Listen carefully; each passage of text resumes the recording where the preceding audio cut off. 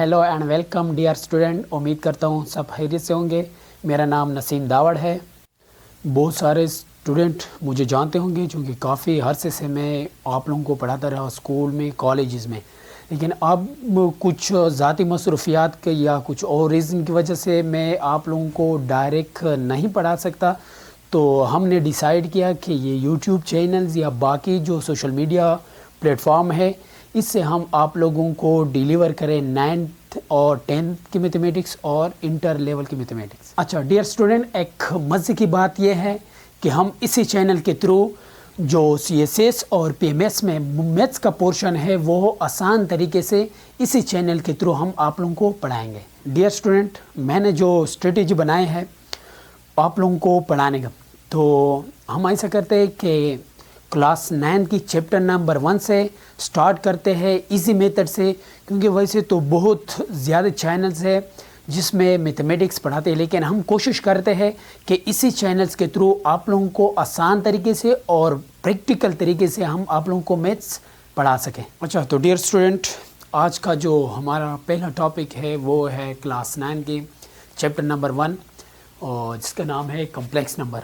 Complex number क्या होती है, इसकी मैथमेटिक्स में ज़रूरत क्यों होगी, हम इसको क्यों पढ़ते हैं। कॉम्प्लेक्स नंबर जो क्वांटम फिज़िक्स है या इंजीनियरिंग है या मैथमेटिक्स में बहुत ज़्यादा यूज़ होती है। अच्छा, इसकी ज़रूरत क्यों पड़ेगी मैथमेटिक्स में? अगर हमारे पास एक रियल नंबर्स का सेट है और इज इक्वल टू 1 2 3 इसी तरह अगर ये नंबर है तो कॉम्प्लेक्स नंबर की ज़रूरत क्यों पड़ेगी? जब इस तरह इक्वेशन है कि x² - 1 इज इक्वल टू 0, तो इसको हम इजीली सॉल्व कर सकते हैं। किस तरह? For example x² is equal to -1 is equal to 0, तो x + 1 and x - 1 is equal to 0 हम बाई फार्मूला इसको इसी तरह लिख सकते हैं। तो फिर हम इसको इसी तरह भी लिख सकते हैं x + 1 इज इक्वल टू 0 या x - 1 इज इक्वल टू 0। तो ये हमारे पास आ जाएगा x इज इक्वल टू -1, 1 को इधर हम शिफ्ट करते हैं और x is equal to 1 means इसके सोल्यूशन होंगे -1 और +1। इसके दो सोल्यूशन पॉसिबल हैं। इसका सोल्यूशन तो हम कर सकते हैं, लेकिन अगर इस तरह इक्वेशन है हमारे पास कि x² + 1 इज इक्वल टू 0, तो इस तरह कोई भी रियल नंबर नहीं है जिसका हम स्क्वायर लेते हैं और 1 को ऐड करते हैं कि इससे 0 आ जाए। तो इसी सिचुएशन में हमें ज़रूरत पड़ती है एक इमेजिनरी नंबर की। तो मैथमेटिशियन ने सोचा कि -1 स्क्वायर रूट, इसको नाम दिया मैथमेटिशियन ने आयोटा का, जिसको हम इमेजिनरी पार्ट्स कहते हैं एक कॉम्प्लेक्स नंबर की। अब इसका अगर हम दोनों साइड स्क्वायर लेते हैं इसको हम इस तरह भी लिख सकते हैं। अगर दोनों साइड का स्क्वायर ले लेते हैं तो हम इसको इसी तरह भी लिख सकते हैं। इट्स मीन कि आयोटा² इज इक्वल टू -1, इसको हम इसी तरह भी लिख सकते हैं। अच्छा, इसके बाद हम इसके डिफिनीशन के ऊपर आता है कि कॉम्प्लेक्स नंबर क्या चीज़ होती है। फॉर एग्जांपल हम एक जो कॉम्प्लेक्स नंबर है ये एक हमारे पास एक्सप्रेशन होती है x + y iota. Complex number एक एक्सप्रेशन होती है जिसको हम इसी फॉर्म में लिख सकते हैं। इसमें क्या है, x और y जो है ये हमारे पास क्या होती है, रियल नंबर्स होते। x और y रियल नंबर होते। इसमें जो x होता है इसको हम कहते हैं real part of the complex number, real part, और जो y है इसको हम कहते हैं imaginary part of the complex number, इसको हम कहते हैं imaginary part of the complex number. तो कोई भी नंबर्स अगर इसी फॉर्म में है तो हम इसको कहते हैं कि ये हमारे पास क्या है, ये कॉम्प्लेक्स नंबर है। फॉर एग्जांपल 3 + 4 आयोटा, ये एक कॉम्प्लेक्स नंबर है। इसमें जो 3 है ये इस कॉम्प्लेक्स नंबर्स का रियल पार्ट है और जो 4 है ये इसका इमेजिनरी पार्ट है। तो हम एक कॉम्प्लेक्स नंबर को इसी तरह रिप्रेजेंट कर सकते हैं और इसी को हम कॉम्प्लेक्स नंबर कहते हैं और इसको हम डिनोट करते हैं z से, मीन्स 3 + 4 आयोटा, इसको हम इसी तरह लिख सकते हैं। अच्छा डियर स्टूडेंट, अगर यहाँ पे ये जो x की वैल्यू है अगर ये 0 आ गई, फॉर एग्जांपल अगर हमारे पास है x is equal to 0 in this form, तो फिर ये हमारे पास बन जाएगी ये जो कॉम्प्लेक्स नंबर है 0 प्लस वाई आयोटा, तो ये इक्वल होगा वाई आयोटा के। तो फिर इस फॉर्म को हम कहते हैं कि ये हमारे पास एक प्योर इमेजिनरी नंबर है। अगर एक कॉम्प्लेक्स नंबर में जो रियल पार्ट है वो 0 हो जाए तो हम इस तरह कॉम्प्लेक्स नंबर को हम कहते हैं कि ये हमारे पास क्या है, एक प्योर इमेजिनरी नंबर है। इसको हम कहते हैं एक प्योर इमेजिनरी नंबर।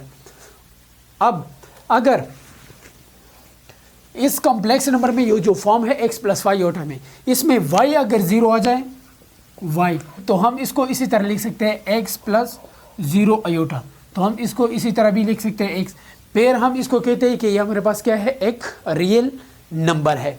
अगर एक कॉम्प्लेक्स नंबर हमारे पास इसमें जो इमेजिनरी का पार्ट है अगर वो 0 आ गया तो हम इसको कहते हैं कि ये हमारे पास क्या है, एक रियल नंबर है। तो इसका ये मतलब हो गया कि कोई भी रियल नंबर इसको हम एज अ कॉम्प्लेक्स नंबर लिख सकते हैं।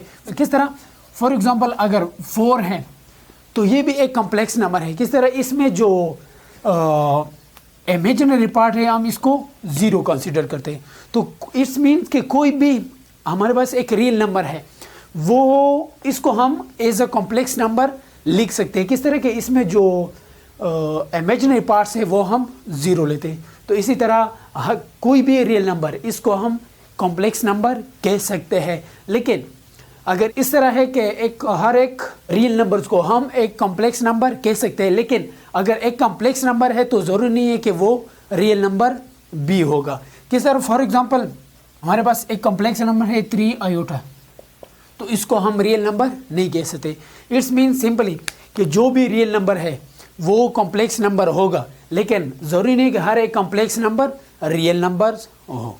यस स्टूडेंट, हमने ये समझे कि सीखा कि हर एक रियल नंबर एक कॉम्प्लेक्स नंबर होता है, लेकिन ज़रूरी नहीं कि हर एक कॉम्प्लेक्स नंबर वो रियल नंबर्स भी हों। सर फॉर एग्जांपल हम लिख सकते हैं 4 को हम इसी तरह भी लिख सकते हैं कॉम्प्लेक्स, ये हमारे पास एक क्या है, रियल नंबर है, तो हम इसको इसी तरह भी लिख सकते हैं 4 प्लस 0 आयोटा, तो ये हमारे पास क्या है, एक कॉम्प्लेक्स नंबर है। इट्स मीन्स कि every real number is a complex number but the converse is not true in general.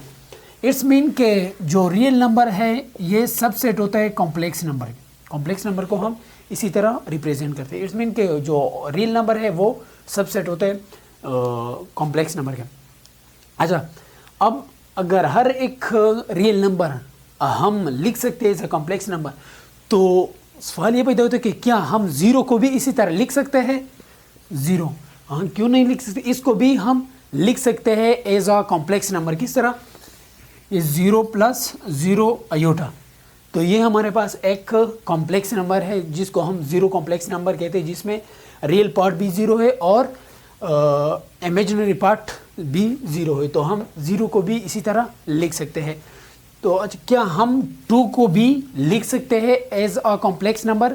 ये आप लोगों ने बताना है, और किस तरह लिखते हैं ये आप लोगों ने कमेंट्स में मुझे बताना है। डियर स्टूडेंट, इसके बाद हम आते हैं कॉम्प्लेक्स नंबर के ऑपरेशन के बारे में, कि कॉम्प्लेक्स नंबर हम ऐड किस तरह करते हैं, इसको सब्ट्रैक्ट किस तरह करते हैं, मल्टीप्लिकेशन इसकी किस तरह होती है, डिवीजन इसकी किस तरह होती है। अब हम इसके तरफ आते हैं।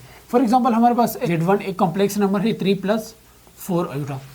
आसान अल्फाज, अगर Z2 है एक दूसरा कॉम्प्लेक्स नंबर है, वो है हमारे पास 4 प्लस 6 आयोटा।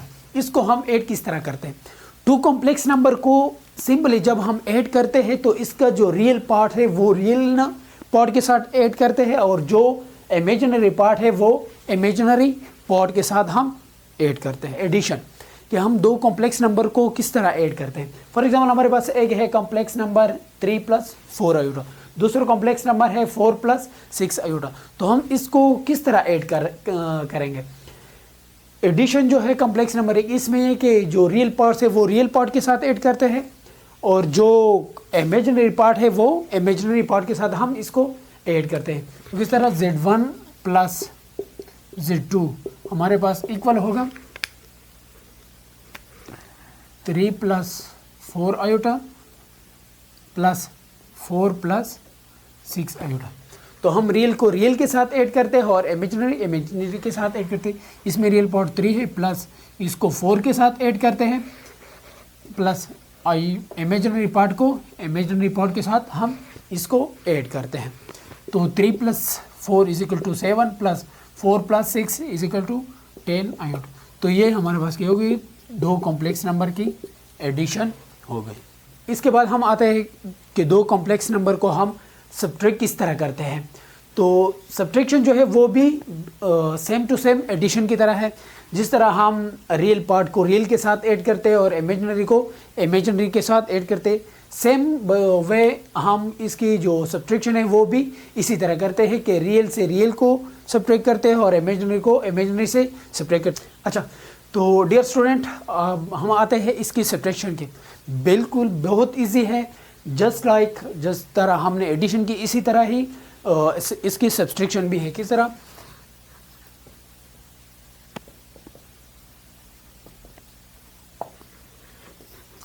तो 2 कॉम्प्लेक्स नंबर को जब हम सब्ट्रैक्ट करते हैं, सेम टू सेम जिस तरह हम एडिशन करते थे इसी तरह सब्ट्रैक्शन भी है कि इसमें जो रियल पार्ट है वो रियल से सब्ट्रैक्ट करते हैं और जो इमेजिनरी है वो इमेजिनरी से सब्ट्रैक्ट करते हैं। फॉर एग्जांपल, अगर हमारे पास एक कॉम्प्लेक्स नंबर है z = 4 + 7 आयोटा और दूसरा कॉम्प्लेक्स नंबर है